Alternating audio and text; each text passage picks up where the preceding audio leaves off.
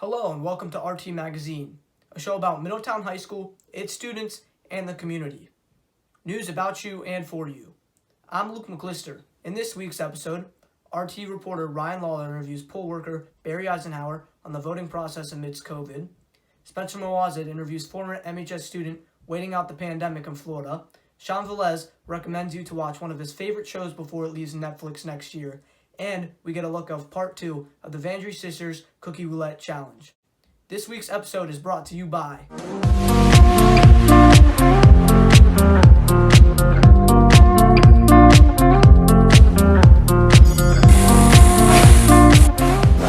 Shockley Honda, located across from Westview on Route 85. In our first segment, Ryan Lawler interviews Barry Eisenhower about the new polling places, policies, and regulations this year regarding the election and COVID. Let's take a look. With the election just around the corner and many new policies and procedures in place due to these unprecedented times, I got a chance to ask 13-year election judge Barry Eisenhower some questions about some of the new additives in our voting this year.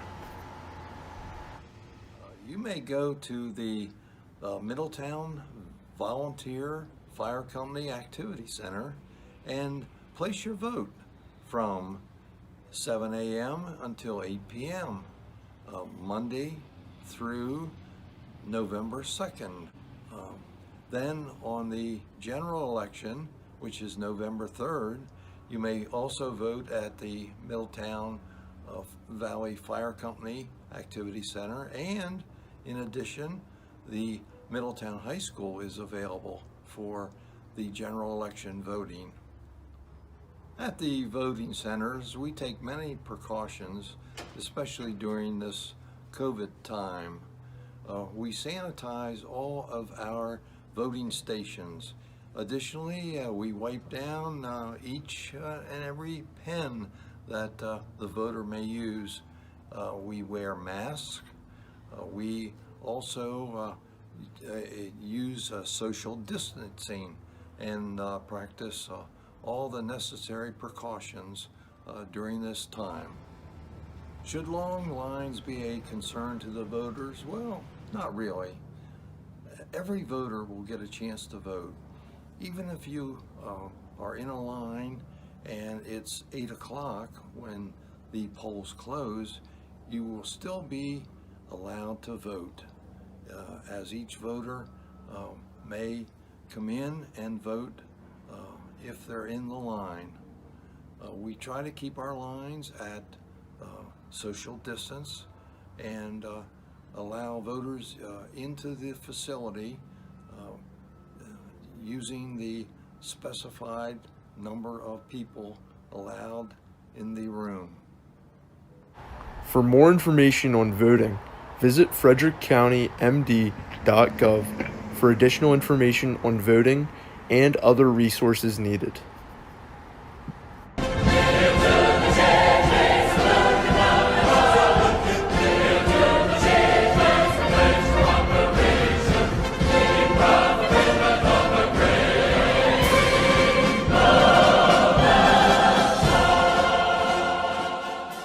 The world has undergone some dramatic changes since the beginning of the coronavirus pandemic. Today, basic functions can be done from home or just about anywhere, using a screen and internet connection. RT reporter Spencer Mawazid interviews Dominic Scarpignato, a former MHS student who has fled to Florida due to the pandemic to continue his education. While the pandemic has forced all of us to continue schooling online, former MHS student Dominic Scarpignato has gone to Florida to continue his schooling in the Sunshine State. Dominic tells us how he's continuing schooling in Florida and what it's like to live there. All right, Dom. As we all know, you're in Florida now. Yes. We miss you, Dom, very much. What part of Florida are you staying at? Port St. Lucie Stewart area is just a little north of West Palm Beach. Yeah, pretty nice area. And why have you decided to stay in Florida for the school year? Well, it was to, go to school, of course. My parents want me to go in school because they figured that I get much more learning out of it than staying online, and I agree with them. So we went over to Florida. Well, I already have a house down here. Like Maryland is all online. Florida is all in person, actually. Just surprising. It's not like actually all in person, but you have an option between going online and in person. So I chose in person because I like being in school. And the community colleges here for dual enrollment are also much nicer. So I also like that. And yeah, we already have a house down here, so it's better than, buying another house in another state. All right. How's schooling in Florida? Do you think do you enjoy it? Are you fulfilled with the education that you're getting there? Yeah, it's good so far, schooling, I like it a lot. It's a little different. I mean, here in Florida, the teachers are much more open about their political views, which is a little odd for me, but you know what? It's fun. What's it like going to a new school? Is the adjustment has it been hard or what? No, it's been relatively easy. I mean, it's pretty easy to meet new people and everything. I mean, many of them I actually met through like my gym classes and everything, because I like hanging out with people that do more activities that I'm interested in. What do you do in your free time that you wouldn't usually do here in Middletown? So, as you know, in Florida, it's warmer in the winter here. Like, it's warm all year round. I mean, we have maybe like a week where it's like 50 degrees. The rest of the time, it's like at least in the 60s. So, in Maryland, I couldn't ride motorcycles all year round. Here I can. So, that's one thing that I'm pretty excited about that I can do here that I couldn't do in Maryland. Are there any animals that you might see on your property that are kind of exotic you wouldn't see here in Middletown, Actually, yeah. So, back here in our yard, we got a little river right here. We had a 9-foot gator that's like just been out here all the time because I don't know why. We have a dog, so I don't have to worry about that. But right in this waterway, we seen a 9-foot gator come around. If the pandemic ever dies down, do you think you'll be coming back to Middletown? Probably. I plan on going to college here in Florida, so I might just finish my senior year here. I mean, I'm not 100% sure what I'm going to do, but I certainly kind of want to come back to Florida. I mean, to Maryland, because, I still know people in Maryland. Kind of all depends on the pandemic, right? We'll see. Yeah, mostly. All right. Thank you, Dom. It's been very interesting learning about your life in Florida. You have anything you would like to say to all of your friends here back home? Never try, never fail. All right. Thank you, Dom. Yep. In June of 2019, Netflix confirmed that all 9 seasons of the fan favorite show, The Office, will be leaving the streaming service starting January of 2021. RT reporter Sean Velez shares why you should still watch the show while you still have the chance. During my free time of this pandemic, I have found myself watching The Office. The Office is a comedy of the mysterious life of ordinary office workers. It is filled with funny moments, emotional moments, and all-around good content.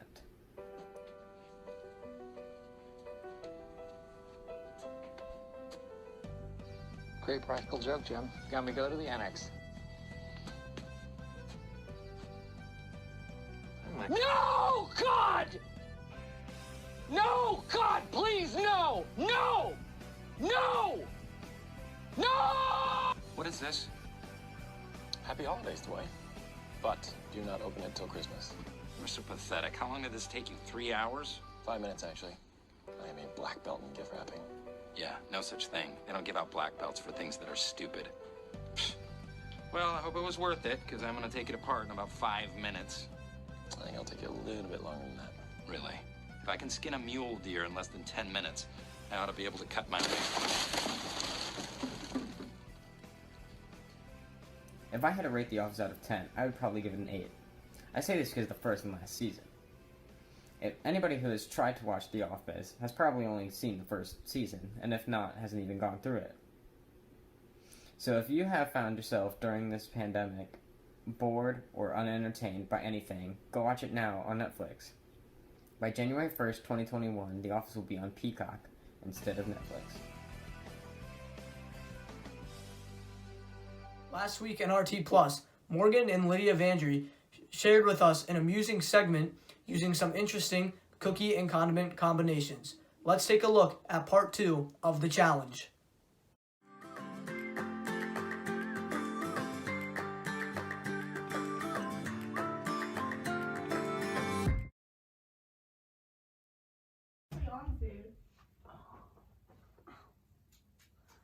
My mouth is like cookies and don't turn around yet. Spices.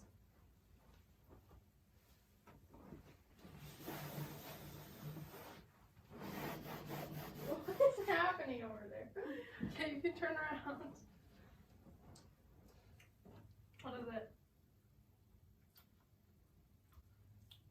Soy sauce? It smells like my dumplings. It smells like the dumplings that I eat. That's how I knew it. I really don't like soy sauce.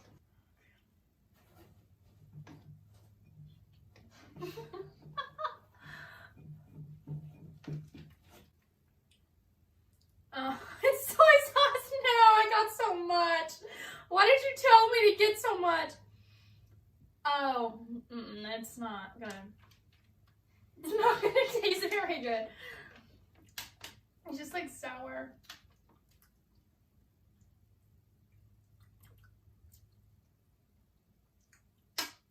It just gets worse to it. It's so prominent.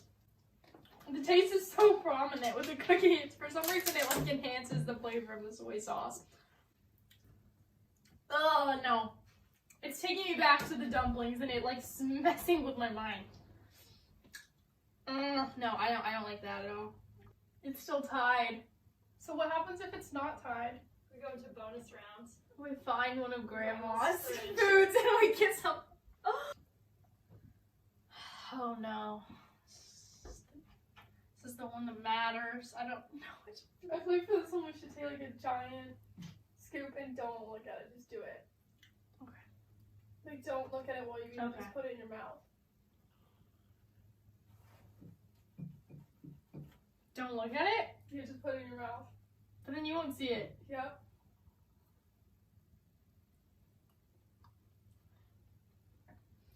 At first I thought it was applesauce. Apple butter. Oh, apple butter. See, it tasted really like cinnamony, so I couldn't tell. It tastes like pie. If you don't choose the right one, Lydia wins. So no pressure. It all comes down to this moment. As long as that's all people that tell me I can't make decisions very fast, I'm gonna go with this one. Darn it! You got the good one. You got it. Is that good? It tastes like pie. It's like apple pie. Here's the point of the video where we wait for Mom to go get more things from the fridge. I think we'll use this. Is this some Cafe Rio sauce? No, I think it's the, I think it's the, cilantro dressing. It is cilantro dressing, I'm sure. We had it for dinner last night. Oh, really? Mm-hmm. That tastes bad plain. Here, try it. No. Try it. No. Try it. Go ahead. Go ahead, try it. Okay. Okay. Mine's thick. Mine's thick. Which one? Are they both the same thing? No. That. Go like that, and I'll go like that, and you just have to put it in your mouth. And we're gonna go 1, 2, 3, and we're gonna put it in our mouth. 1. Are you stupid? 1, 2, 3. Go. Ah! That scared me. I got scared. Is my frosting? Lemon frosting?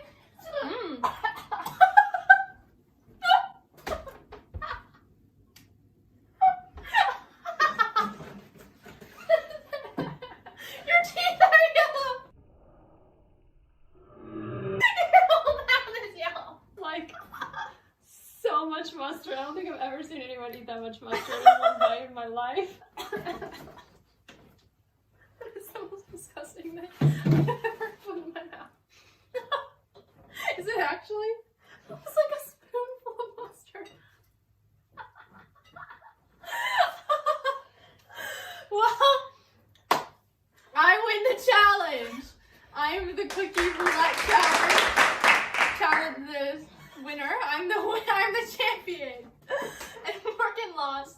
Not only did she lose, she also lost her pride and her taste buds.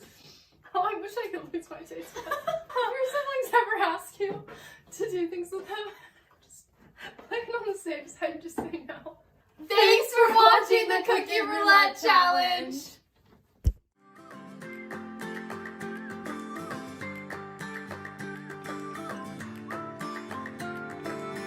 That's it for this episode of RT Magazine, a part of the Roundtable's multimedia experience. I'm Luke McClister, and thanks for watching. Stick around for a special Halloween message from Mr. Casada. Hi everyone, this is Mr. Casada, and I hope you're all doing well. It was so great to see many of our seniors this week at the SAT, and especially I want to thank you for supporting Spirit Week and for contributing to the canned food drive.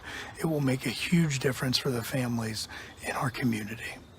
Now obviously it's Halloween time, and when I was growing up I loved Halloween. I loved scary movies, I still do, and I thought this time of the year was the best. Matter of fact, this was my costume almost every year. We had to be imaginative in those days. Anyway, our friends at Project Wisdom remind us that during Halloween time, maybe we should take advantage of this scary celebration and face a few fears that have been hiding in our own closets, like the fear of asking questions in class, or maybe the fear of taking tests. Listen to these words from Dr. Herbert Feuerstein. Not Frankenstein, Feuerstein. The question is not whether you are frightened or not, but whether you let your fear control you. The correct thing is to tell yourself, if I do get frightened, I will stay in command. Now, next time you find yourself afraid to speak up in class, afraid to take a test, or afraid to face a fear that's been haunting you, making new friends, changing old habits, or even all the scary situations we face every day of our lives, especially now, ask yourself who is in control, you or the fear. Then tell yourself, remind yourself to take command.